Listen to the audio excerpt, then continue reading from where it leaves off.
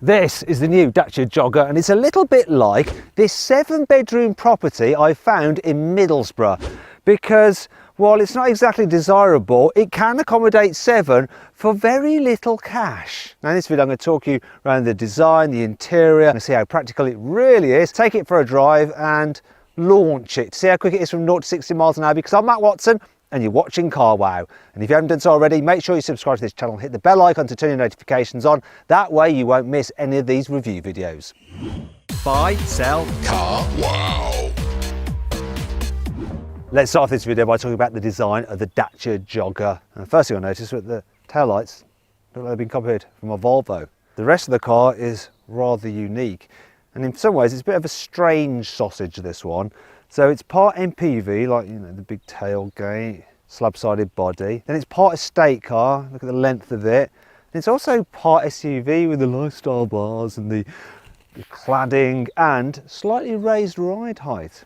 Then at the front it's part Dacia Sandero, the UK's cheapest car. And this is the UK's cheapest 7-seater. You know, it starts from just over £15,000. This is the range-topping version, which costs an eye-watering £17,745. And you can save a bit of money up on through CarWow. In fact, if you want to see how much money you can save off this or any car, click on the pop-out banner up there, or follow the link in the description below to go to CarWow. Alternatively, if you want to do that at a later date, simply Google "Wow Me CarWow" and we will wow you. Here on the inside, the Dacia Jogger feels nicer than its price suggests, because yes, there are lots of scratchy plastics, but the design is nice, and on this high specification version, you get this squidgy trim. It's fabric, and here's what it matches that. And it just lifts the cabin. And then check this out, right? You've got climate control buttons, which have a feel to them, which is way more expensive than this car's price point. And you've even got these little digital displays in them for the settings of the system. And it's just like those you get on a £130,000 Audi R8. This particular version's got heated seats as well, and you get this touchscreen. Now, it's fairly simple, but it's got all the main functions you want. Plus, you've got Apple CarPlay and Android Auto, and they're wireless. And look, you can do this as well. So there's this little phone mount there where you can mount your phone, and you can plug it in there to that USB port. There's another USB down here and a 12-volt socket as well. The layout of the instruments is neat and tidy. It's not fancy, but it's all very clear. And the driving position, yeah, you've got a lot of adjustment in the steering wheel, which is good.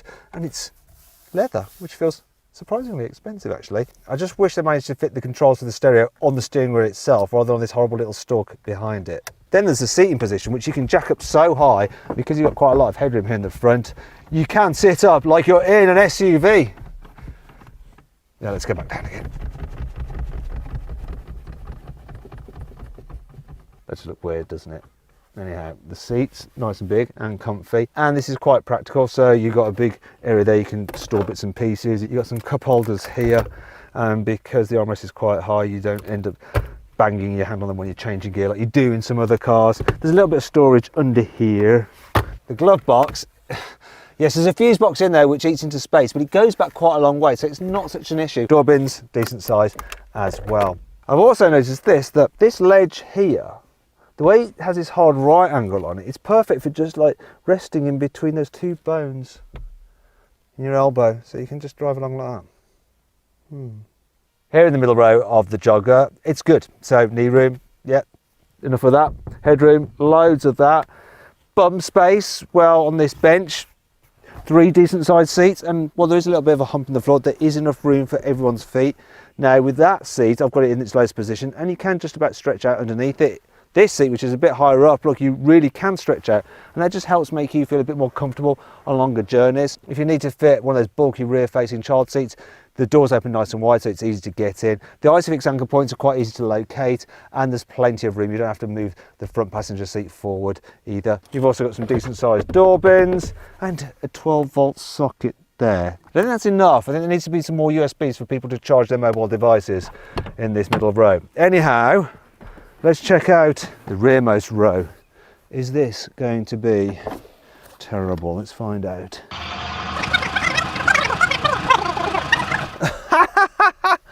This is actually pretty good. Knee room's good.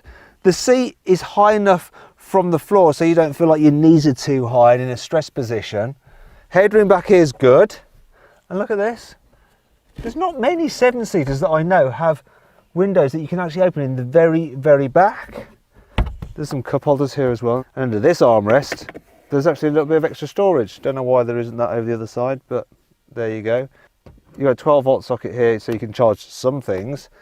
I'm actually really impressed. This is a very spacious, practical, good value car. Now let's check out the boot. Now before I do, I want to point this out. So most car brands will actually paint on their logo, or it'll be a badge. It's stickers on this. 3D effect stickers, but stickers nonetheless. Anyway, the boot. So, oh God, you've got to move out of the way, otherwise it'll hit you. So you can fit 2 airplane size carry-on suitcases in this boot in 7-seater mode. You've got 160 litres of space, but a Skoda Kodiaq has 270 litres of space when you have it in 7-seater mode. And if you want to see my full in-depth video review of that car, click on the pop-out banner up there, follow the link in the description below. Now, if you want to go into 5-seater mode for some more boot space, you do that, then you pull, come on, this is fiddly, get your fingers in there, come on, you can do it. And you tumble that forward like that. Oh, right. Gotta do that again. So down with the one. Come on, you bugger. And then pull that.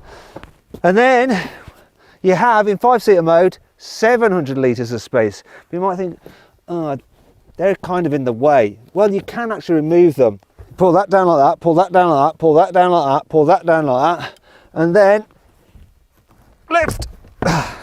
So these weigh about 10 kilos each. It's not the lightest, but they are manageable. Let's just get them out.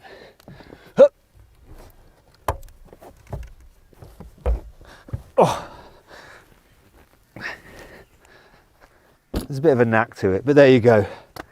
Then you got that much space. If you need more, obviously, oh, you have to go around. And then tumble these, which is easier, thankfully. And then there is loads of space like that, although it is a touch rudimentary. If you want a clever folding system in a car, maybe check out something like a Peugeot 5008. To check that video out, click on the pop-out banner up there, or follow the link in the description below, because I'm a little bit out of breath. Which brings me on to 5 annoying things about the Dacia Jogger. I feel like I've been for a jog.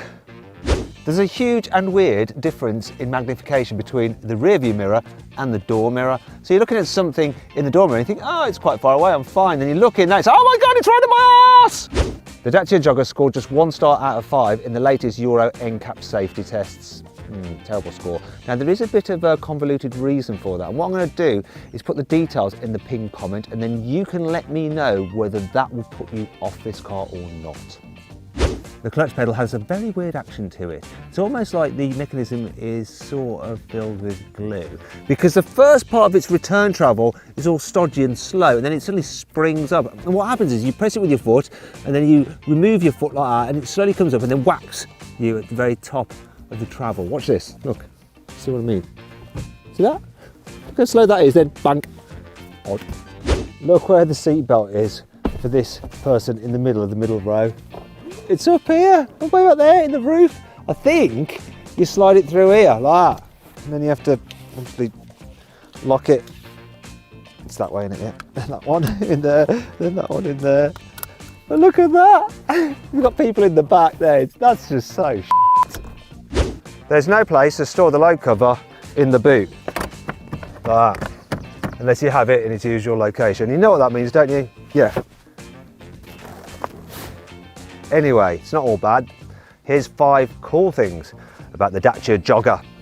All models come with picnic tables on the front seat backs as standard, and look, there's a little area for your drink. Obviously only for a small cup because the tall bottle won't fit because of the shape of the seat, but I'm not going to complain about that. These roof bars aren't just for show. You can actually load 80 kilos of weight on them, and look, you can switch the design up so you can move them so they're, oh dear, the paintwork, oops. It's all right, it's been PPF'd. You can move them across like that so you can mount bikes and stuff to them if you want to.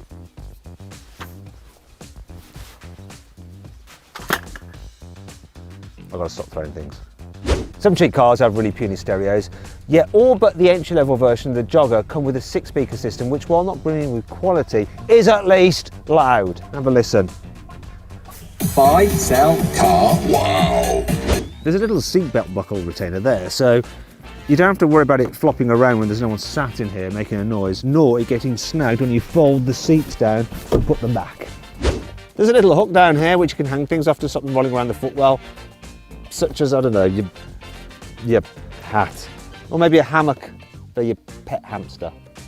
At the moment, you can only get the Dacia Jogger with one engine and gearbox combination. It is a 1 litre turbocharged 3-cylinder petrol with 109 horsepower and 200 newton meters of torque, driving the front wheels via a 6-speed manual gearbox.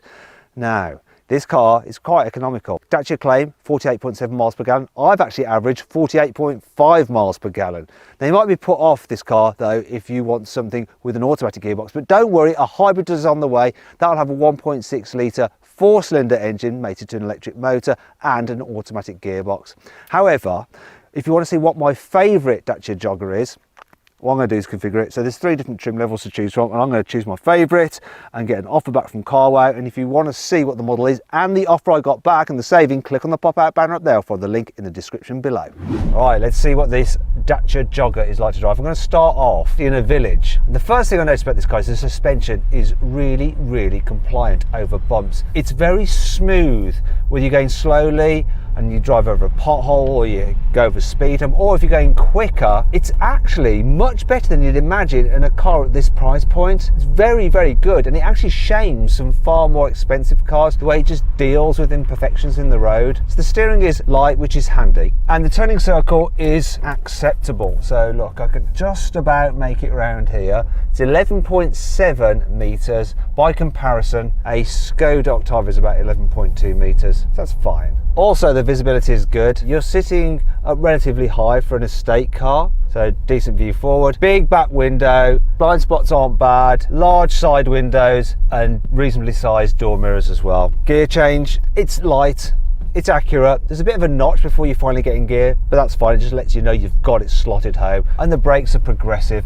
and strong enough. The only thing is that clutch, of course. Well, light, got that stodgy feel to it that I showed you a bit earlier. Overall though, it's a good car for town, this.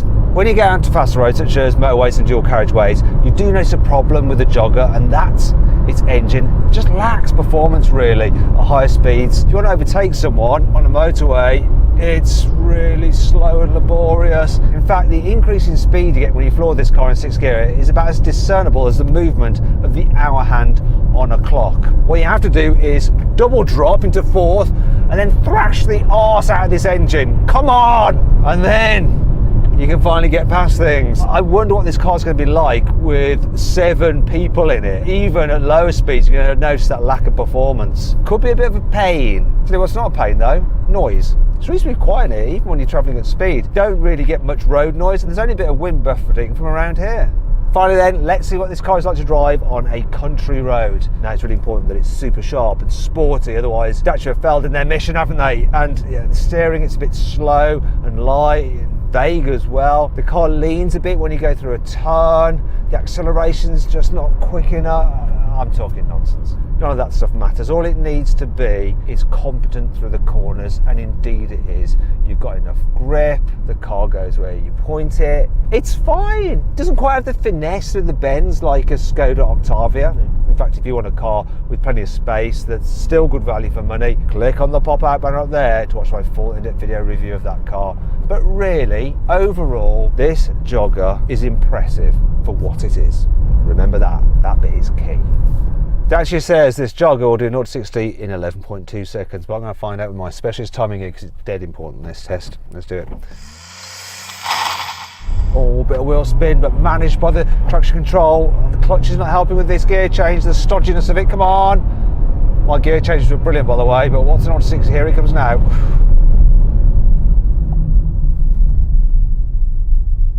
10.86, better than they said. This car is better than expected in so many ways. I quite like it in a strange way. Okay, final thing to do, brake test from 60 miles an hour. How long is it going to take this thing to stop? Here we go, braking now. 33 meters, which is actually pretty decent. Here's some other cars for comparison. Not bad for the Dacia, huh?